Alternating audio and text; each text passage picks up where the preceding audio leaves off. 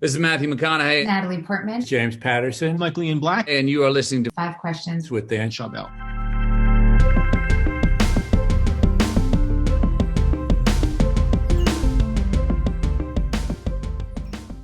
Bill, welcome to Five Questions. It's good to be here. Was that a question? Not quite, but this is going to be a question. How did you combine the education you received in college with your experience doing stand-up comedy to pursue this career? Well, let's say my career as a science educator, for example. I'm a mechanical engineer. I've worked in industry for a while, aerospace for a while. And mechanical engineering is all applied physics. I mean, it's classical physics. And then with a college education, you also pick up some biology, some life science, and some chemistry. And so as a mechanical engineer, I claim I have a very solid background in fundamental science. And then we're trying to do stand-up comedy, and I emphasize the verb trying to do stand-up comedy. You got to work on your timing. And so your comedic timing. And, people ask me, they ask me, I want to do what you're doing, Bill. How do I do? And I kind of, not always, but usually say, have you ever tried to write jokes? Have you ever spent time trying to be funny on purpose instead of as what I'm doing now? What am I doing now, Dan? I'm funny looking. See, big advantage there. Well, I was really bad at all of those topics and definitely had stage fright. Not that I was a comedian or anything, but I had such a fear of public speaking, like so many people. People fear public speaking more than death. That's what I always see, those data points. But you've been able to kind of time after time again, get up, perfect. And I think experience is really important for everything that you do, because just like a lot of the comedians I talk to too, it's, you're not going to always, you're not going to always make people laugh. Right. Sometimes I miss, I can tell you, yes. Maybe more often than not. And speaking of educating others, how have you continued your mission to educate the world about science with your new show, The End Is Nigh? So The End of Nye, everybody, is a new direction for Bill Nye. Did you ever see Spinal Tap? That's one of my favorite lines. A new direction for Spinal Tap. So I am acting. Drama. And we're telling a story. We're telling 6 disaster movies, 6 disaster stories. So it's different, but the different from the Science Guy show, different from the Eyes of Nye, different from Bill Nye Saves the World. And what's interesting, let's take it to fascinating, when things are going well in the world, we humans watch romantic comedies, rom-coms, comedies, this and that. When things are troubling, we watch troubling movies. Like the rental of the movie Contagion has gone way up during the pandemic. And so we feel that I'm talking about the producers and writers and me and I, feel that we are facing some really serious problems. And we have to deal with them by facing them head on, by not turning our backs, not ignoring the problem. And so we made 6 disaster movies that are things that could happen. There are, for example, Katrina was a Category 5 hurricane. All right. Everybody likes to throw Cat 5. Well, there are Category 6 hurricanes. But so far, they've only occurred in the open ocean, in the open sea. But what if one of them or several of them came ashore at the same time? That would be catastrophic, yeah? And then it's the reason we're able to grow so much food in the Midwest, in the heartland of North America, is a lot of it has to do with the soil. And much of the minerals, many of the minerals that are in the soil got there because of this volcano, the super volcano, as it's called, which is now under what we call Yellowstone National Park. So if that volcano hadn't erupted several times in ancient past, we wouldn't have this fertile farmland. Well, what if it erupted again? It's like a real thing. You can't stop it, but you could do something about it.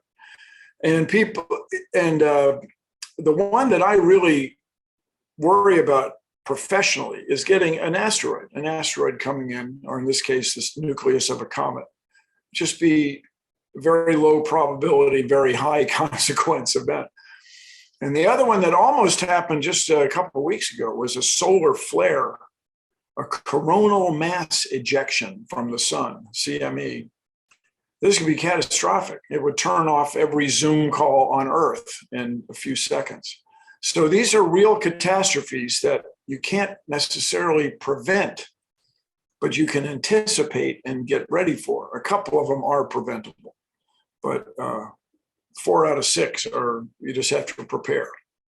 Yeah, after this interview, I'm going to look into how do I like live, in a bunker somewhere away from everyone.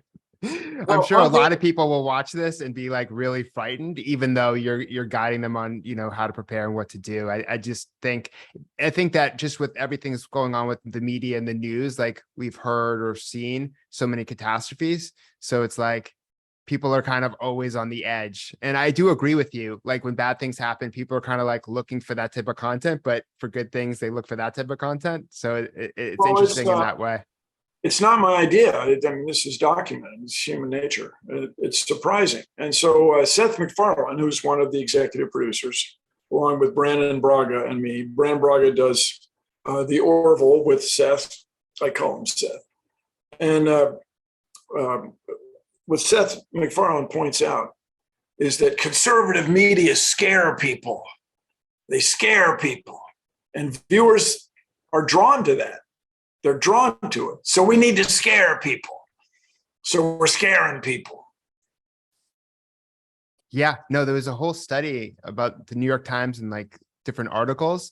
And the most popular, most shared articles are the ones that elicit the most like fear and anger. Yeah, not my idea. Yeah. And so climate change, obviously one of the great topics of our time, and it affects people in different ways. But what are some ways that aren't talked about as much that are really important? Well, what we want to do is protect our electrical infrastructure. And by that, I mean, not just electricity generation, but transmission and distribution of it. And this is the kind of thing, for example, what's going on in California right now, these aging power lines are having what looks to me as an engineer or metallurgist, guy who took some metallurgy, it looks like so-called static fatigue, where these hooks are hanging there and hanging there. The load is wobbling. It's always in the same direction, but it's varying. And after a few decades, they just break and sparks go everywhere. And then we get fires, and the electricity has to be turned off to prevent fires. And so that's the kind of thing, and the fires are more troublesome than ever because of forestry practices over the last century, not allowing any fire to happen at all, and everything getting drier. And so this is a case where our electrical infrastructure is being affected. Our transmission lines are being affected by climate change in 2 directions. First of all, the forest is more vulnerable to burning, but what started it was worn out power lines. So this is an opportunity for us as a civilization to invest some of our so-called intellect and treasure to keep this from happening. And it's another example that I think is really important for everybody to keep in mind.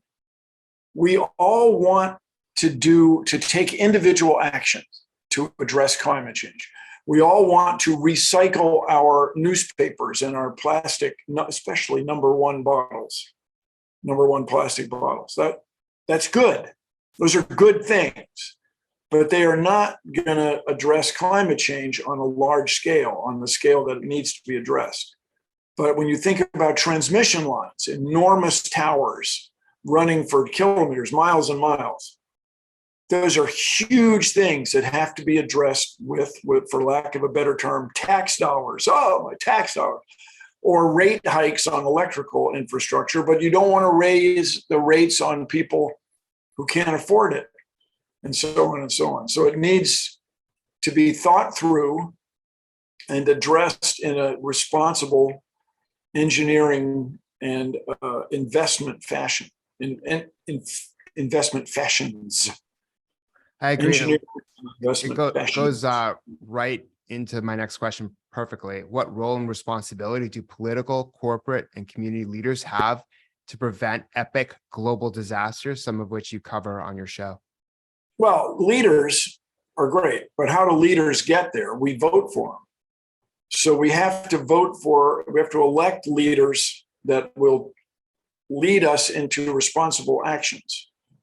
And another theme of mine that comes up all the time is there's a trend right now to presume that regulations are inherently bad, that regulations don't serve a purpose. And I think that is, first of all, provably not true, but just fundamentally silly. Of course, regulations are useful. You can only drive on one side of the street at a time. You have to respect the color of the stoplights, the traffic lights, rather. And so in the same way, we want everybody, whether it's an individual or a corporation comprised of individuals, to act responsibly with respect to climate change. And so for that, we're going to need regulations. And so this thing that passed last Sunday, this bill, could be a step in the right, it's almost certainly a step in the right direction. Yeah, and I hope that a lot of the leaders watch this show and it has that type of impact, not just at the individual level of thinking, oh, what can I do on a daily basis to help? But like you were saying, there are some things that even individuals, can't really solve. You really need regulation, you need laws in order to kind of protect the environment and move in the right direction. So I think that's really important. And I love that message. And what's your best piece of career advice? Just get started. You don't know where it's going to lead. Just get started. And we have a trend now where people are rethinking the value of going to college, liberal arts education. And by rethinking, I mean maybe not doing it. Yeah. But then get started on something else.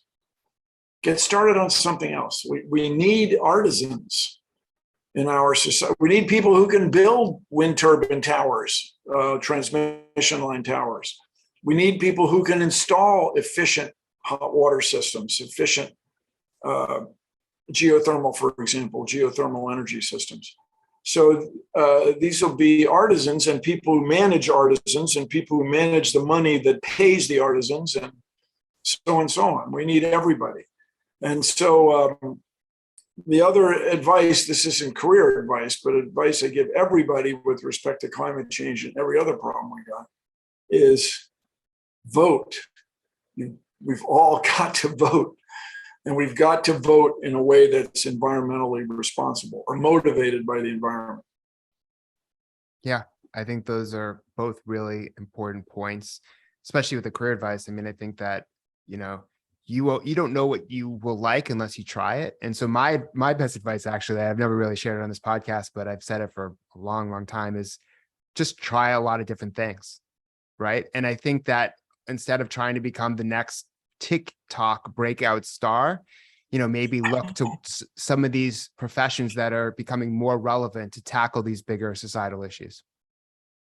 Yeah, like we need plumbers. We need good plumbers. I'm not joking. We need people who are competent at that stuff. So let's go. Let's get started.